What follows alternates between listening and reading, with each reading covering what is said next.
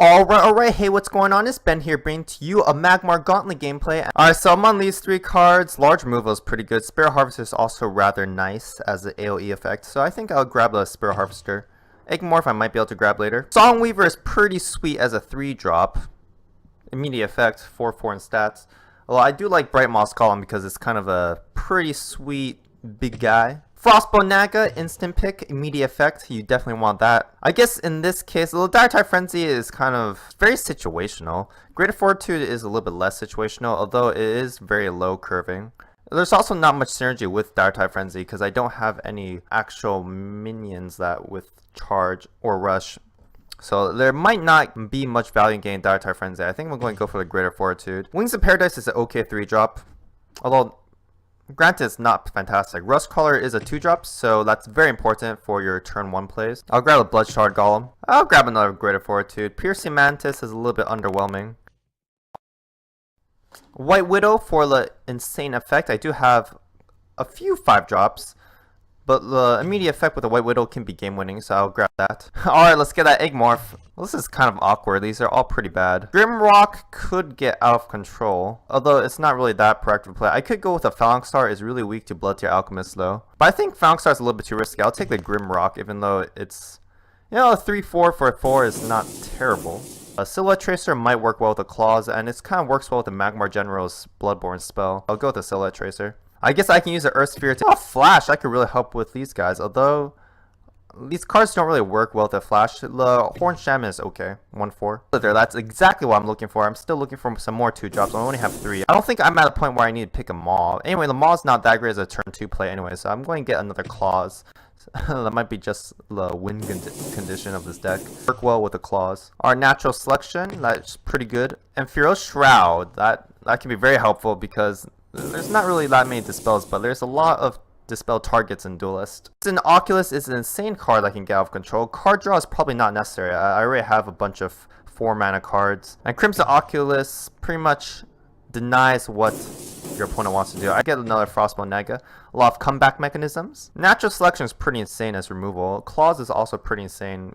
Not as removal, but you can put on 6, 7, 8 damage in the first few turns with the Claws. But Natural Selection is immediate effect. Greater Fortitude is probably not that sweet when I only have 3 minions, 2-drops. Natural Selection and Claws are pretty insane. I'm leaning towards Natural Selection right now just because it's really nice as removal sometimes, but Claws is also really insane as removal. But I think I'm already really full of 4-drops, and they're all pretty okay 4-drops, so I think I'll go with the Natural Selection here. I do need some way to get into the 4-drops, so Natural Selection will help. I'll get another Greater Fortitude. It's better than these guys. Dancing Blades! Oh yeah. Always pick that. Or Provoke Shieldmaster. I have a lot of high quality 4-drops. I probably don't need another Greater Fortitude, but I don't really like Planar Scout or Colossus. I'm probably going to aggro down the game anyway, so maybe the Greater Fortitudes would be helpful. I still need to grab onto more 2-drops though. Or War Talon, that's pretty insane. Have to pick the Phalanx Star because I do need 2-drops. Yeah, I'm going to pick the Phalanx Star even though it's not that nice. If I can get a Greater Fortitude on that, that could be pretty sweet. The Illusionist is actually pretty insane because I do have a lot of spells. Yeah, I don't think I need card draw though because I feel like I can close out the game pretty early. And Prismatic Illusionist is really insane because I have a lot of spells that go along with it. And it can get really out of control, so I think I'm going to pick the Illusionist here. And obviously I'll pick Wrath of Mortal. These guys seem like all seem like pretty fine plays next turn, so I'm going to keep this entire hand.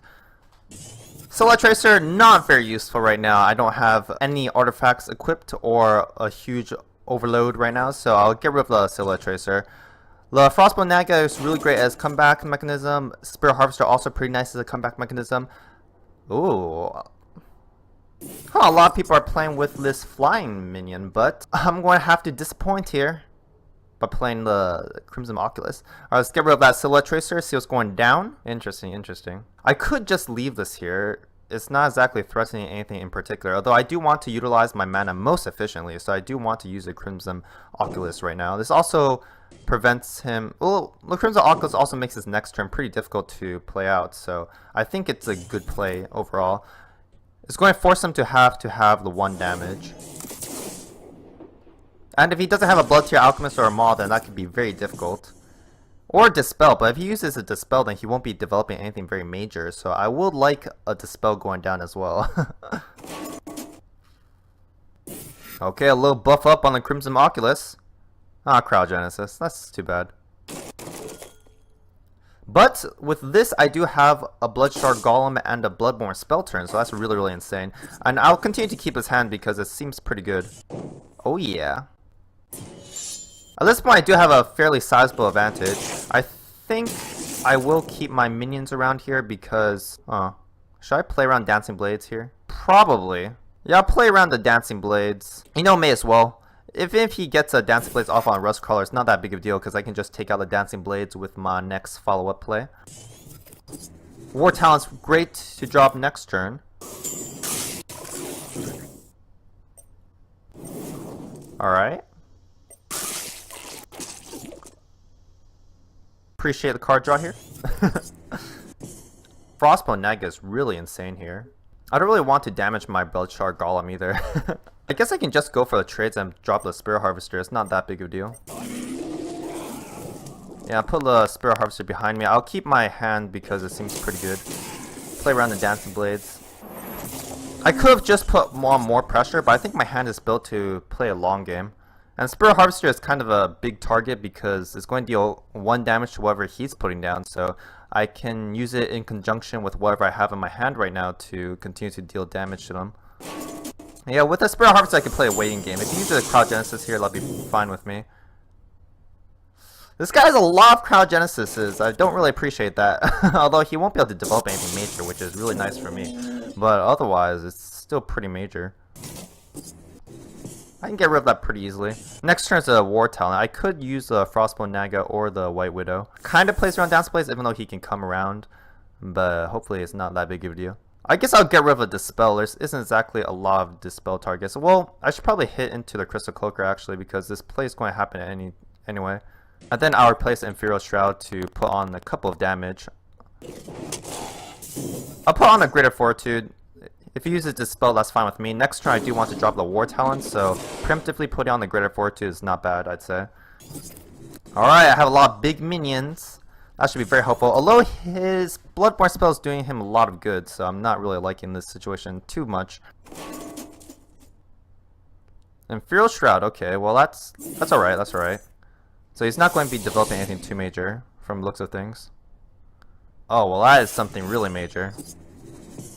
And maybe I should have kept the Imperial Shroud. Alright, let's get rid of the Bright Moss Golem, because I'm going to use a War Talent as my proactive play this turn. Or I could do something else, but it doesn't feel that great. Yeah, it's kind of an awkward health point. If I put the War Talent, that also just dies to whoever's on the board pretty easily. But I think I'm going to go with the War Talent on the proactive play. He's going to have to remove it, and hopefully he doesn't have any kind of big target, large removal here. He had a pretty sick opening with a, well, pretty sick deck with the Cryogenesis. And it looks like it works well with his Kinetic Surge. Another Cryogenesis! That's insane.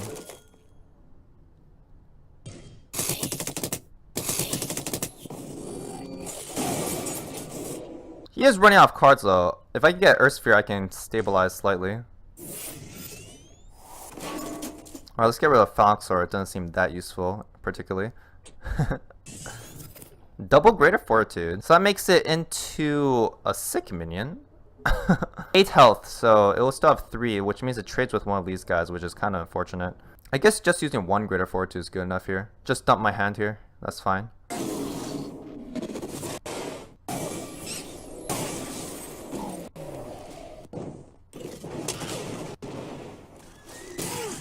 Put the line over here. Or the Shaman here. This is probably going to trade into the White Widow anyway. If he has Saber Spine Tigers, that'd be pretty insane, because then I'm in a lot of trouble. The only good thing is that he's running out of cards, although if he gets a really big guy... Well, hopefully he doesn't have anything big to drop with it. Yeah.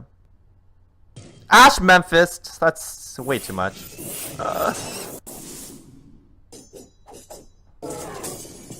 Hopefully I can get something big, apart from this Phalanxar. We're both out of cards.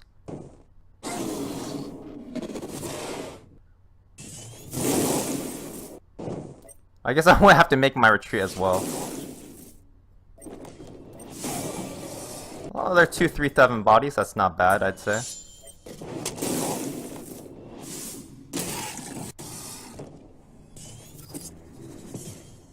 Though he has more cards than I do now, so this is troublesome. But yeah, that Azure Horn Shaman gave me a fighting chance, possibly. I need that Earth Sphere now so I can heal up. Well, I'm out of cards, so it's not good. Yeah, like Greater Fortitudes, maybe I should have included some more healing. Or some more card draw, really. Alright, another Hailstorm Golem. Well, not another Hailstorm Golem, but an insane Hailstorm Golem. Alright, I need healing this turn, or somehow I can deal lethal damage. Ah, healing! That's what I wanted.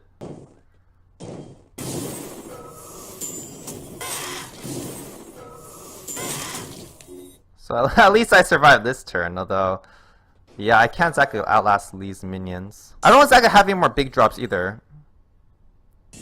Silhouette Tracer, that can be enough damage. The Silhouette Tracer is finally coming to fruition! But he could have 7 damage.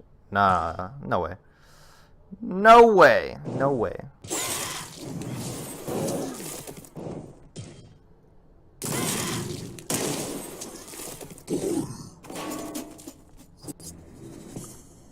Although I'm a little too far away right now, so that's not good. I have 2 Silhouette Tracers though, so that could be good. Maybe 2's the trick. Ah, darn it.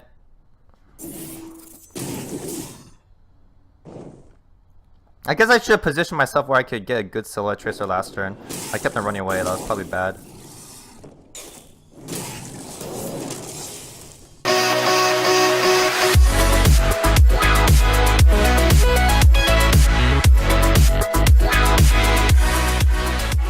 I probably don't want a Silhouette Tracer, it's a little bit too early for that, dude. Oh, this guy could be pretty insane if it can get out of control. I'll just drop a Bloodshot Golem over here and see what's going down. The Prismatic Illusionist can also be pretty good with the natural selection right now. Depends on what he drops over there, of course. Mogwai, yeah, I'll get rid of that. No problem. Well, it doesn't seem like he's going to grab a Mana Spring. Oh, okay. Well, these all seem like pretty fine cards to hold on to. Get rid of that Mogwai, I don't exactly want him to get too many cards. And, you know, get myself some illusions going on. That could be pretty good. These cards are all fine. This Rust Collar is a little bit situational, but it could be pretty sweet. Should I make this attack here? Yes, because I have claws, so I think I might be able to close out the game just by aggroing him down. Oh! Alright, with this many claws, I think I do want to definitely take him out. Although, actually, I do need to grab onto a Frostbone Naga because of his Bloodborne spell. Now I think about it. Another Blood Tier Alchemist, that's pretty insane.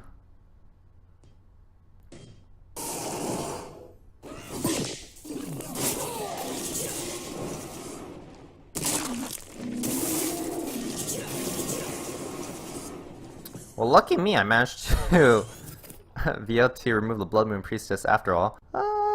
Claws is a lot weaker now because of all these small guys. Oh, Frostbone Naga? That's pretty insane, if I do say so myself. Oh, that's perfect! That was the perfect situation that could have happened. This guy's a little bit unlucky though with the uptick. Put down the Frostbone Naga here. I'll just back this guy up just a little bit. Maybe a lot more. Yeah, go up here. There's no way he can deal with this Illusionist right now. And if I get more spells, then it'll work even better. If not, then that's alright. He's going to have to remove that target somehow anyway. Although, I guess, should I have saved the Frostbone Naga for a bigger Shadow Spawn? Alright, Lightbender, that's pretty insane. But I do have a way to get rid of a couple of the Shadow Spawn, so that's okay. Oh yeah, that's really good. I'm going to get rid of Falxar, even though I did see 2 Blood Tier Alchemists. I don't exactly want anything to surprise me. Alright, Dancing Blades. I have a pretty insane... Wow, I mean, these minions are lining up really nicely, putting down Dancing Blades. Alright, now it's time for the Intense Pressure. So I have a huge board advantage. If he's unable to remove this board, then I will win, because I'm going to just keep on piling on the damage with the claws. Even if he uses a Shadow Spawn, I should be able to clear out the board with my minions and then just keep on going face with the claws here. This is already immense amount of pressure also. 8 damage incoming. He's going to have to run away from the Dancing Blades as well. Our Grincher, well that means that the Rust Crawler is definitely something I want to keep around. I guess he got a Horner for a second from the Grincher, right? Well, I'll get rid of that. I don't exactly want him to have too many Shadow Spawns. Should I remove this Grincher with my General? No, not at all. I don't really want to do that at all.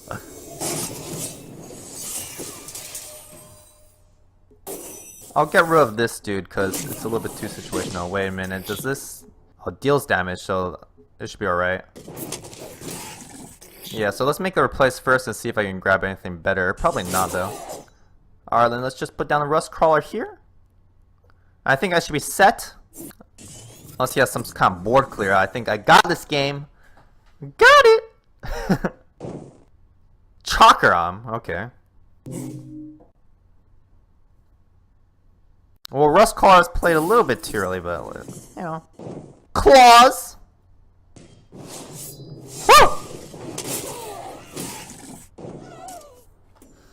Yeah!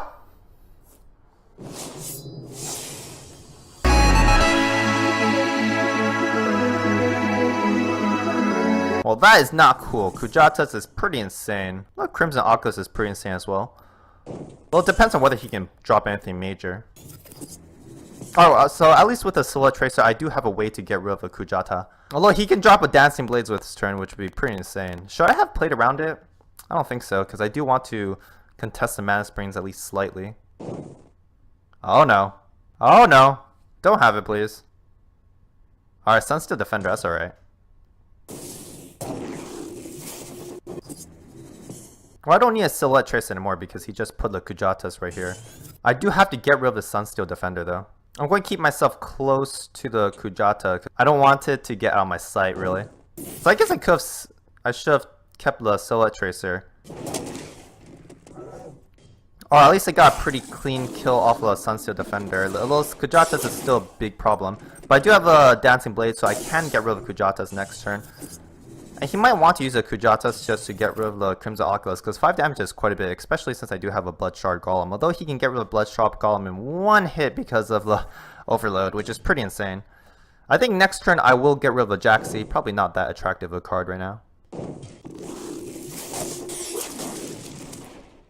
Now just selection on that. That's kind of curious. Very curious.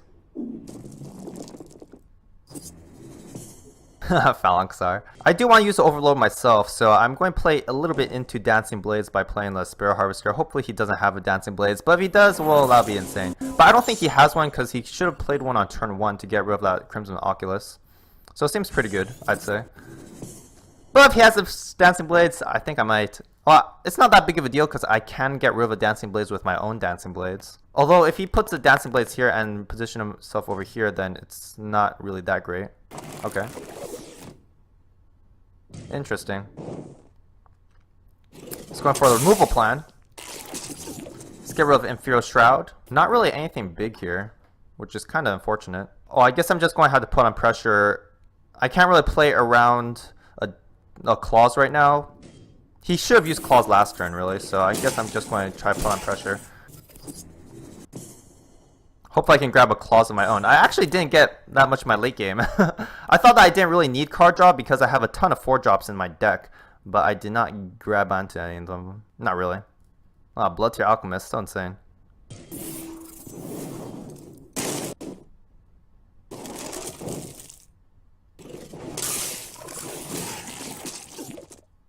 Alright, well he didn't play around Dancing Blade, so I'm feeling pretty good about this. I just need to grab onto one more of my bigger guys. Claws, that is excellent. That's exactly what I was looking for. Not like I'm going to play it right now, but Dancing Blades, come on. Can't pass up on that.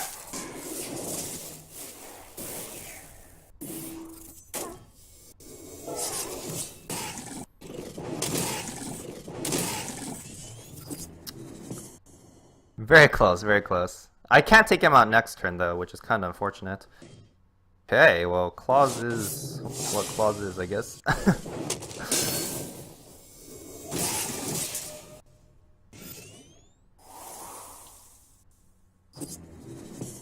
Alright, so I'm going to force him into a situation where he has to remove this dude. I think I can follow up with a clause to remove him. It's pretty sweet, I'd say.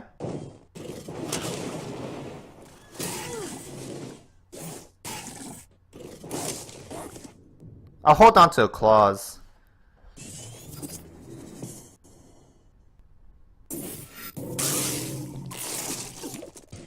Ah, double claws. Ah, that's too bad.